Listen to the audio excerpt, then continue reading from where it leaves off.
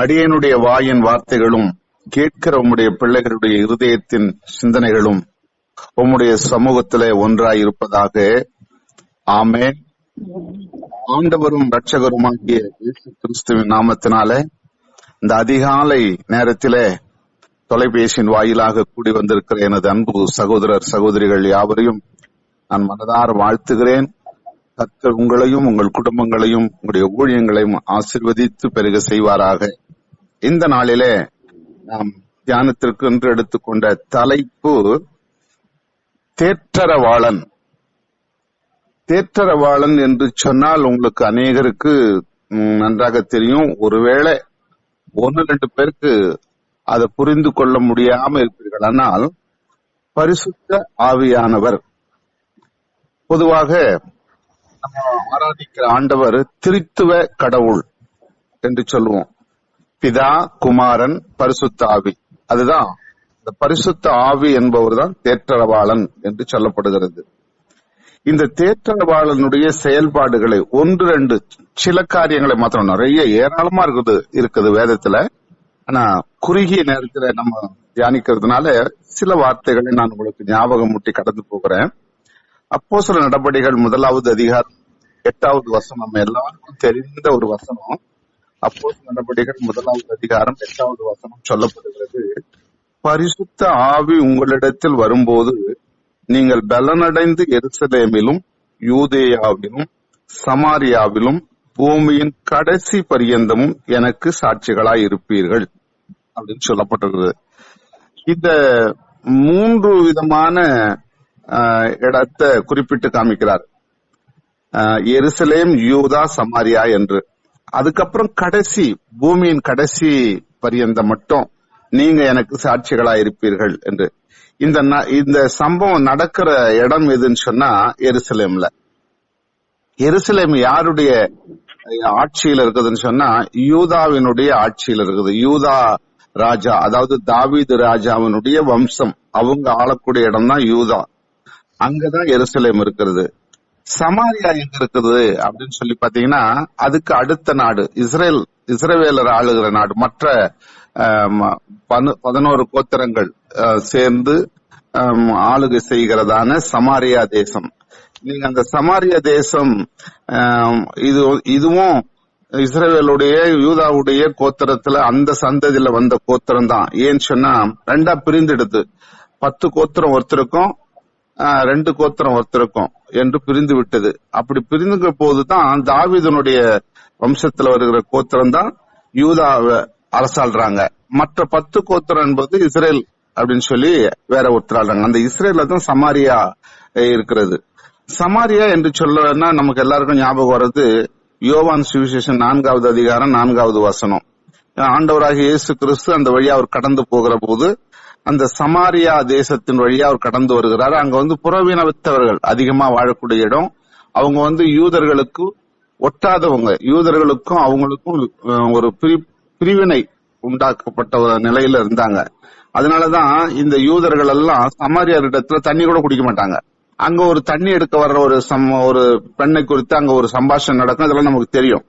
இந்த சமாரியா என்று சொன்னதோட விட்டுவிடல, உலகத்தின், அதாவது பூமியின் கடைசி பரியந்தமும் அப்படின்னு சொல்றாரு. உலகம் முழுவதும் எந்த ஒரு அதுல நாடும் அதுல தவிர்க்கப்படல. எல்லா உலகமும் எனக்கு நீங்க சாட்சிகளா இருப்பீங்க. எப்போ அப்படின்னா இந்த தேற்றரவாளன் உங்களிடத்துல வரும்பொழுது, அதாவது பரிசுத்த ஆவியானவர் உங்களிடத்துல வருகிற பொழுது.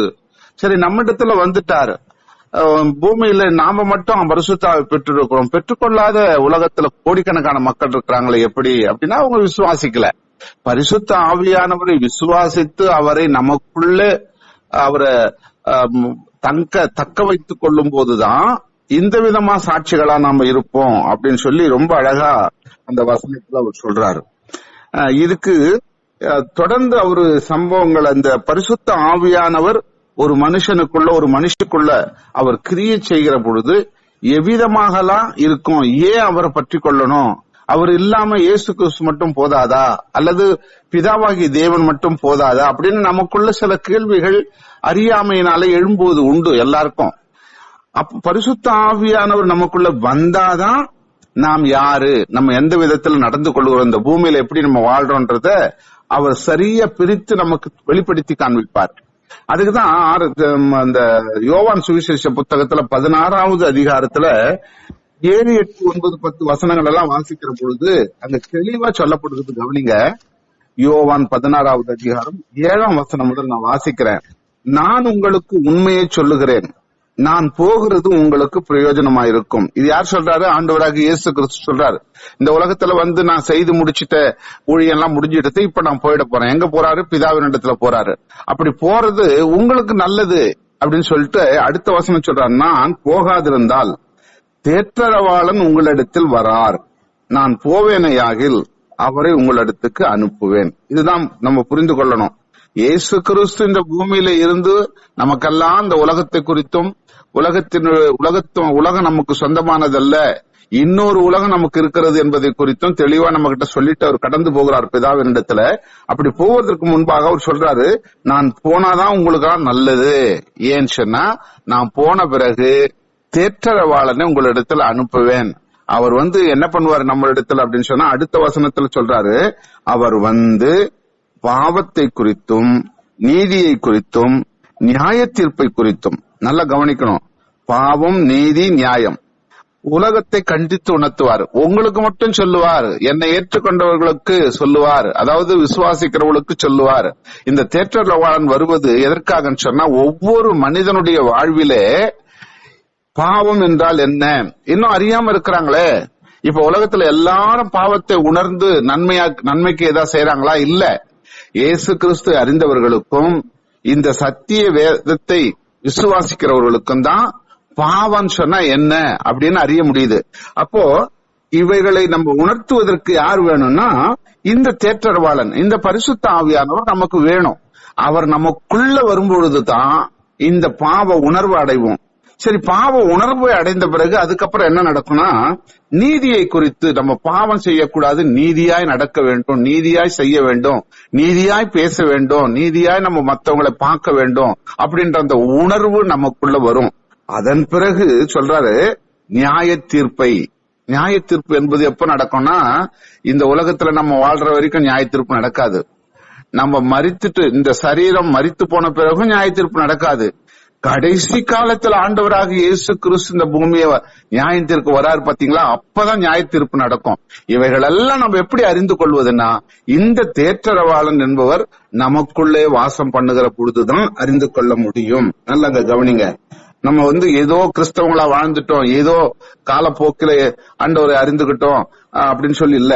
இவைகளெல்லாம் நமக்கு திருஷ்டாந்தப்படுத்தி கட்டாயப்படுத்தி இவைகளெல்லாம் அறிந்து கொள்ள வேண்டும் என்று சொல்லப்படுகிறது. 9வது வசனம், அதாவது யோவான் 16:9, அவர்கள் என்னை விசுவாசியாதபடியினாலே பாவத்தை குறித்தும், நீங்கள் இனி என்னை காணாதபடிக்கு நான் என் பிதாவினிடத்திற்கு போகிறபடியால் நீதியை குறித்தும், இந்த உலகத்தின் அதிபதி நியாயம் தீர்க்கப்பட்டதினாலே நியாய தீர்ப்பை குறித்தும் கண்டித்து உணர்த்துவார். இப்படி ஒவ்வொன்றா தனித்தனியா தெளிவா நமக்கு சொல்லிக் கொடுக்கிறார். அப்போ தேற்றரவாளனாகிய பரிசுத்த ஆவியானவர் நமக்குள்ளே வருகிற பொழுதுதான் இவைகளெல்லாம் நம்ம தெளிவா அறிந்து கொள்ள முடியும். நான் இந்த உலகத்துல வாழ்கிற பொழுது எனக்குள்ள இருக்கிற பாவத்தை முற்றிலுமாக அகற்ற வேண்டும். அது பரிசுத்த ஆவியானவர் எனக்குள்ள இருக்க வேண்டும். பாவம் இருக்கிற இடத்துல பரிசுத்த ஆவியானவர் இருக்க மாட்டாரு. பாவம் எங்க இருக்கிறதோ அவங்க கிட்ட பரிசுத்த ஆவியானவர் ஒட்ட மாட்டாரு. இப்போ நல்லா கவனிங்க, தாமரை இலை தண்ணீர்ல இருக்குதுன்னு சொன்னா அது மேல கொஞ்சம் தண்ணி எடுத்து, தண்ணிக்குள்ளதான் இருக்கும் தாமரை இலை, ஆனா அது மேல தண்ணி பட்டா அதுல நிக்காது. நமக்கு எல்லாருக்கும் தெரியும். அதுவும் குறிப்பா கிராமத்துல உள்ள மக்களுக்கு நல்லா தெரியும். அப்ப தண்ணீர் அதுல ஊத்துனா கூட நிக்காது. இப்படி இப்படி தளம்பி வழண்டு ஓடி போயிடும். அந்த உலர்ந்த இலைய போல இருக்கும் அது. அப்போ அதே போலதான் நமக்குள்ள பாவம் இருக்கிற பொழுது பரிசுத்த ஆவியானவர் இருக்க மாட்டாரு. அவர் விலகி போயிடுவாரு. அதே போல நமக்குள்ள பாவம் இருக்குமானால் நம்ம கிரியையில வெளிப்பட முடியாது, கர்த்தரை நம்ம வெளிப்படுத்த முடியாது. அப்படியே நீங்க ஒரு சத்தியத்துக்கு கட்டாயத்துக்கு ஆண்டவரை பத்தி நம்ம சொல்லணும்னு சொன்னா அதுல கிரியை இருக்காது. அது ஏதோ காற்றுல ஊதப்பட்ட ஒரு காற்றை போல இருக்கும். அதுதான் ஆண்டவர் சொல்றாரு, பாவம் நமக்குள்ள இருக்கக்கூடாது என்பதை இந்த பரிசுத்த ஆவியானவர் தெளிவுபடுத்துவார். சரி, அதுக்கப்புறம் என்ன பண்ணுவாருன்னா நமக்கு நீதியா நடந்து கொள்ள வேண்டும் என்று உணர்த்தி காமிப்பார். இவைகளை செய்யாதே, இவைகளை செய்யே. நம்ம ஒன்று எடுத்துக்கோ. நம்ம இருதயத்துல இருந்து பேசுகிற பொழுது சில காரியங்கள்ல ஒரு முக்கியமான ஒரு இடத்துல நம்ம தீர்மானம் எடுக்க முடியாத போயிடும். இதை செய்தா இப்படி வந்துருமோ, இப்படி நடக்குமோ, இல்ல இப்படி மாறி போயிடுவோமோ அப்படின்ற ஒரு தீர்மானம் எடுக்கிறதுக்கு நம்ம கொஞ்சம் யோசிப்போம். சரி, எடுத்துதான் பார்க்கலாமே, ஒருவேளை எடுத்துட்ட பிறகு இப்படி ஆயிடுச்சுன்னா, அப்படி ஏதாவது பிரச்சனை ஆயிடுச்சுன்னா அப்படின்னு யோசிப்போம். இது உள்மனதுல நம்ம இருதயத்துல 2 வகையான எண்ணங்கள் தோன்றும். 2 பேர் பேசுறது போல இருக்கும். ஒன்று பாவம் செய்ய தூண்டுறோம், இன்னொன்னு பாவத்தை விட்டு விலகி போக தூண்டுறோம். இந்த 2ம் போராடும் உள்ளுக்குள்ள. பவுல் நிறைய காரியங்களை எழுதியிருக்கிறார். நான் செய்யக்கூடியதை செய்யாமல் செய்யக்கூடாததை செய்யும்படி எனக்குள்ள இருக்கிற பாவமே அப்படி செய்கிறது அப்படின்னு சொல்லி ரோமர்ல எழுதுறாரு. அப்ப அதுக்கு என்ன அர்த்தம்னா, பாவம் நமக்குள்ள இருக்கிற பொழுது நன்மை செய்ய நமக்கு தோணாது, நீதி செய்ய தோணாது. அதனாலதான் அந்த நீதியை குறித்தும் கடைசி நாட்களில இந்த பூமியில எல்லாம் பிறந்து வளர்ந்து எல்லாம் மறிக்கத்தான் போறாங்க. அது கிறிஸ்தவனோ முஸ்லீமோ இந்துவோ யாரா இருந்தாலும் மறிக்கத்தான் போறாங்க. ஆனா மறித்த பிறகு அவங்களுடைய வாழ்வு எங்க இருக்கும், நமக்கு எங்க இருக்கும், அவங்களுக்கு எங்க இருக்கும் அப்படின்றத உணர்த்தி காமிக்கிறது. அதுதான் நியாய தீர்ப்பு என்று சொல்லப்படுகிறது. அப்போ இந்த 3ஐயும் ஒன்றாக நம்ம சிந்தித்து பார்க்கிற பொழுது நிச்சயம் நம்ம பாவத்தை விட்டு விலகி போவோம். அடுத்து பாருங்க, ரோமர் 3:23 சொல்றாரு, எல்லாரும் பாவம் செய்து தேவ மகிமை அற்றவர்களானார்கள். அப்ப உலகத்துல எல்லாரும் பாவம் செய்யறாங்க. கிறிஸ்தவனும் பாவம் செய்யறான், கிறிஸ்தவன் அல்லாதவனும் பாவம் செய்யறான். அப்போ கடவுளை விட்டு தூரமா போயிட்டாங்க அவங்க பாவத்தை செஞ்சு. ஏன்னு சொன்னா, பாவம் இருக்கிற இடத்துல கடவுள் இருக்க மாட்டாரு, பரிசுத்த ஆவியானவர் இருக்க மாட்டாரு. அப்போ பரிசுத்த ஆவியானவர் இல்லாத போய் கடவுள் நமக்குள்ள இல்லாத போய் விலகி போயிட்டாருன்னா நம்முடைய செயல்பாடு எப்படி இருக்கும்னா துன்மார்க்கமா போயிடும். ஆகினால எல்லாரும் பாவம் செய்து ஆண்டவரை அறியாதபடி தூரமா போயிட்டாங்க அப்படின்னு சொல்றாரு. அப்படிப்பட்ட நிலையில ரோமர் 4:3-7 சொல்லப்பட்டிருக்கிறது. கவனிங்க, ரோமர் 4:3-7 ஆபிரகாம் தேவனை விசுவாசித்தார், அது நீதியாக அவருக்கு எண்ணப்பட்டார். அதே மாதிரி 7வது வசனத்தை பாத்தீங்கன்னா, எவர்களுடைய பாவம் மூடப்பட்டதோ அவர்கள் பாக்கியவான்கள். அப்போ ஆபிரகாம் கடவுளிடத்துக்கு உண்மையா நடந்து கொண்டார். அவர் செய்கை எல்லாம் பொறுமையோடு காத்திருந்தார். அவருடைய உத்தமும் அவருடைய உண்மையும் கடவுள் அறிந்து அவர் நீதிமானாக எண்ணப்பட்டார், நீதிமான் என்று பெயர் பெற்றார். அவர் விசுவாசத்தின் தகப்பன் என்று சொல்லப்படுகிறது. அப்ப காரணம் என்னன்னு சொன்னா, அவர் கடவுளை விசுவாசித்தார். 1. 2வது, எவர்களுடைய பாவம் மன்னிக்கப்பட்டதோ மூடப்பட்ட அவர்கள் பாக்கியவான்கள். இப்ப நீங்களும் நானும் இருக்கிறீங்க, நமக்குள்ள பாவம் இருந்தது.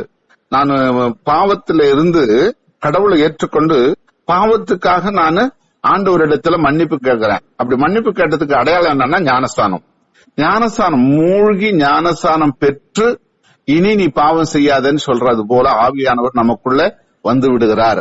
அப்ப பாவம் என்னுடைய பாவம் என்ன ஆயிடுச்சு, இப்போ கழுவப்பட்டு அது எல்லாத்தையும் எடுத்துக்கொண்டு போயிட்டு ஒரு இடத்துல புதைக்கப்பட்டு விட்டது, மூடி போடப்பட்டு விட்டது. இப்ப நான் என்ன ஆயிட்டேன், பரிசுத்தனா மாறிட்டேன். அதுதான் அங்க சொல்றாரு, எவர்களுடைய பாவம் மூடப்பட்டதோ அவர்கள் பாக்கியவான்கள் என்று. அதே போல நீங்க பாத்தீங்கன்னா ரோமர் 6:23 தெளிவா சொல்லப்பட்டிருக்கிறது. அதன்படி பாத்தீங்கன்னா, பாவத்தின் சம்பளம் மரணம் என்று சொல்லப்படுகிறது. அப்போ ஒரு மனிதனுக்குள்ள பாவம் இருக்குமானால் அவன் கட்டாயம் மோட்சத்துக்கு போக முடியாது. அதாவது நரகத்துக்கு தான் அவனுக்கு நிச்சயிக்கப்பட்டு விடுகிறது. அதுதான் சொல்லப்படுது. இந்த பாவத்தின் சம்பளம் மரணம் அப்படின்னு சொன்னா, இந்த மரணம் எதை குறிக்குதுன்னா 2வது மரணத்தை, அதாவது கடைசி காலத்துல நியாய தீர்ப்புல கொடுக்கப்படுகிற மரணத்தை குறித்து தான் அங்க சொல்லப்படுகிறது. அப்ப அந்த மரணத்துக்குள்ள நம்ம போய்விடக்கூடாது என்று நமக்கு எச்சரிப்பு கொடுக்கிறதே நாம் அறிய முடிகிறது. அது மட்டுமல்ல, நல்லா கவனிச்சு பாருங்க, ரோமர் 8:3 சொல்லப்படுகிறது. 8வது அதிகாரம் 3வது வசனத்துல, அதை எப்படி எனில் மாம்சத்தினாலே பலவீனமாயிருந்த நியாயப்பிரமாணம் செய்யக்கூடாத தேவனை செய்யும்படிக்கு தம்முடைய குமாரனை பாவத்தின் சாயலாகவும் பாவத்தை போக்கும் பலியாகவும் அனுப்பி மாம்சத்திலே பாவத்தை ஆக்கினைக்குள்ளாக தீர்த்தார். அப்போ எல்லா மனுஷனுக்குள்ள பாவம் இருக்கிறது. அது எப்ப நிவர்த்தி ஆகுதுன்னா, இயேசு கிறிஸ்துக்குள் வரும்பொழுதுதான் அது நிவர்த்தியாக்கப்படுகிறது என்பதை இந்த வசனத்தின் மூலமாய் பவுல் அழகா தெளிவுபடுத்தி காமிக்கிறார். ஒரு வெளிப்படுத்தின விசேஷம் கடைசியா நான் சொல்லி முடிக்கிறேன். ஒரு 2 வசனத்தை வெளிப்படுத்தின விசேஷத்துல பாத்தீங்கன்னா அங்க தெளிவா சொல்லப்பட்டிருக்குது. இவைகளெல்லாம் இந்த பாவத்தை விட்டு விலகி நன்மைக்கு ஏதுவான நீதி செய்து நாம் இந்த உலகத்தை விட்டு கடந்து போகிற பொழுது நியாய தீர்ப்பின் நாட்களில நமக்கு என்ன கிடைக்கும்னா, பரலோகத்தை குறித்து சில காரியங்கள் நான் உங்களுக்கு சொல்லி முடித்துறேன். வெளிப்படுத்தின விசேஷம் 20வது அதிகாரத்துல சொல்லப்பட்டிருக்கிறது. 12ஆம் வசனத்திலிருந்து பாத்தீங்கன்னா, நீங்க வீட்டுல இருக்கும்போது வாசிங்க. வெளிப்படுத்தின விசேஷம் 20:12 தொடர்ந்து வாசிங்கன்னு சொன்னா, மரித்தோராகிய சிறியோரையும் பெரியோரையும் தேவனுக்கு முன்பாக நிற்க கண்டேன். அப்பொழுது புஸ்தகங்கள் திறக்கப்பட்டன. இங்கு கவனிக்கணும், நீங்க பரலோகத்துல நமக்கு ஒரு புஸ்தகம் உண்டு. அது என்ன புஸ்தகம்னா ஜீவ புத்தகம் சொல்லுவாங்க. பொதுவா எல்லாருக்கும் உங்களுக்கு தெரியும், வேதமும் அதான் சொல்லுது. இந்த ஜீவ புத்தகம் இல்லாம இன்னும் ஏராளமான புஸ்தகங்கள் உண்டு. நிறைய புஸ்தகங்கள், அது 1-2 சொல்லப்படல வேதத்துல. புத்தகங்கள் அப்படின்னு சொன்னா என்ன அர்த்தம்? நிறைய புத்தகங்கள் திறக்கப்படுவது. அப்ப அந்த புத்தகங்கள்லாம் யாருக்கு? உலகத்தில் உள்ள அத்தனை சம்பவங்களும் அதிலே அவங்களுடைய காரியங்கள் எழுதப்பட்டிருக்கும். இப்ப சத்தியமூர்த்தின்னு எடுத்துக்கிட்டீங்கன்னா, நான் என் பேர் சத்தியமூர்த்தி, என்னுடைய பெயர் அங்க எழுதப்பட்டு அதுல எல்லாத்தையும் அங்க கீழே சொல்லப்பட்டிருக்கும். நான் என்னுடைய வாழ்க்கையில இந்த வயதுல பிறந்து இந்த வயது வரைக்கும் நான் இந்த பூமியில வாழ்ந்தேன்னு சொன்னா, இந்த இடைப்பட்ட எத்தனை காலம் பூமியில வாழ்ந்ததோ அத்தனை காலத்துல என்னெல்லாம் செய்தியோ ஒன்று விடாம அதுல எழுதப்பட்டிருக்கும். நல்ல கவனிங்க. நம்ம ஒவ்வொரு உலகத்துல வாழ்கிற நம்ம மனிதர்களுக்கும், அது கிறிஸ்தவரோ கிறிஸ்தவர் அல்லாதவர்களோ, எல்லாருக்கும் ஒரு புத்தகம் உண்டு. அந்த புத்தகத்துல எழுதப்பட்டிருக்கும் எல்லா வரலாறுகளும். சரி, இப்போ இந்த வேத புத்தகத்தை நீங்க பிரிச்சு வச்சிருந்தீங்கன்னா நீங்க வாசிங்க. 13ஆம் வசனம் வாசிங்க. யாராவது வாசிக்கிறீங்களா? மரித்தோராகிய சிறியோரையும் பெரியோரையும் தேவனுக்கு முன்பாக நிற்க கண்டேன்.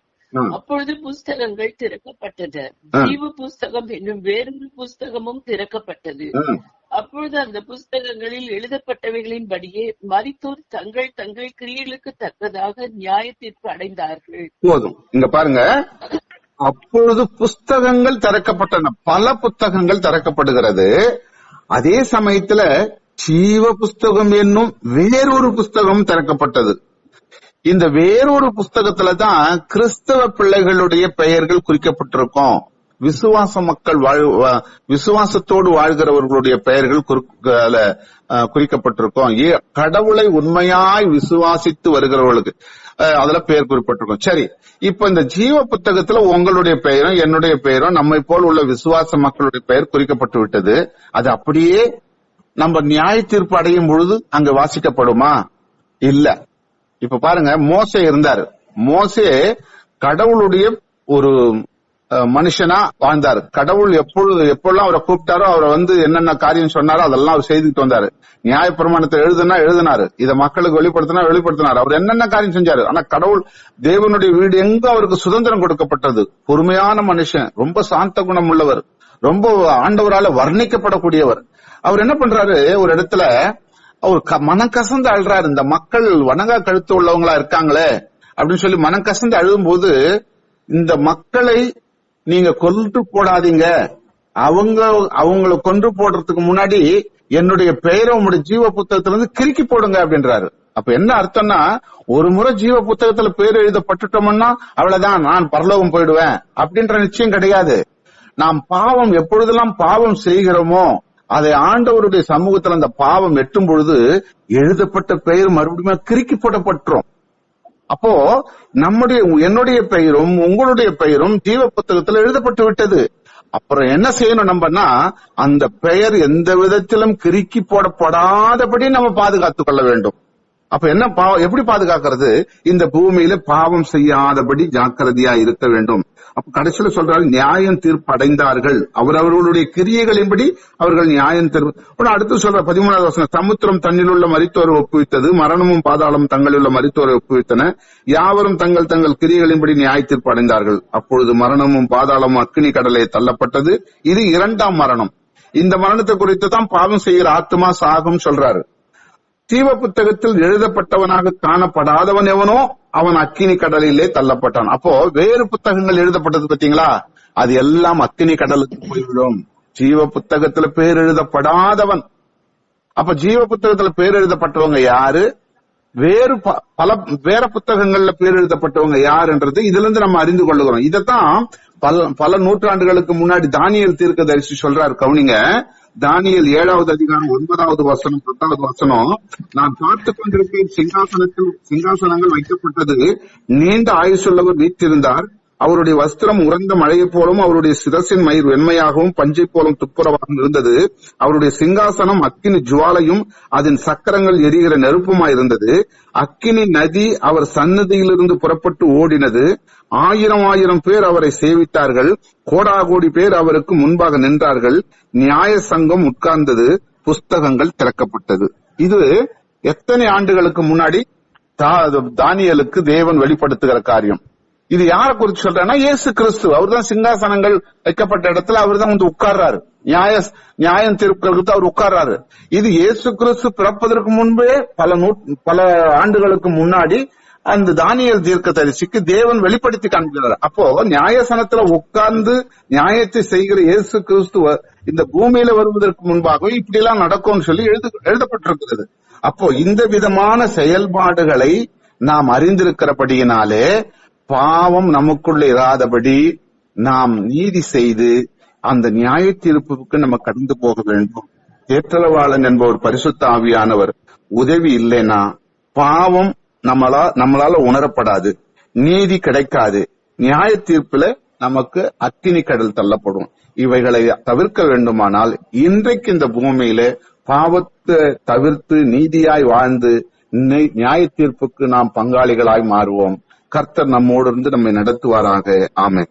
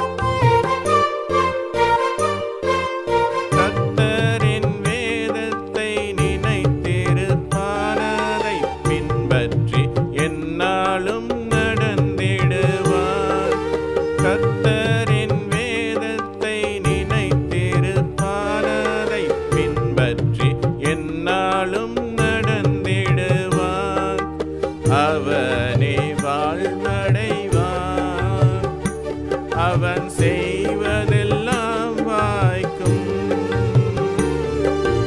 அவனே வாழ்வடைவான்.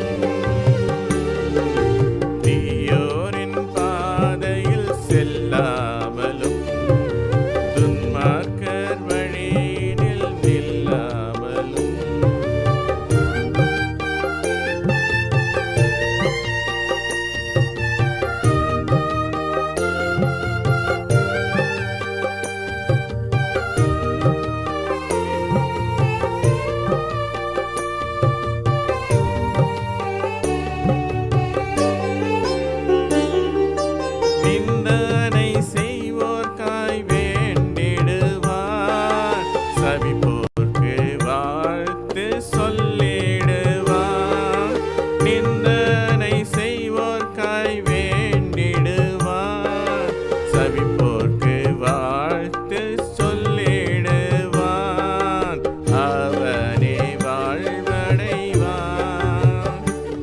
அவன் செய்வ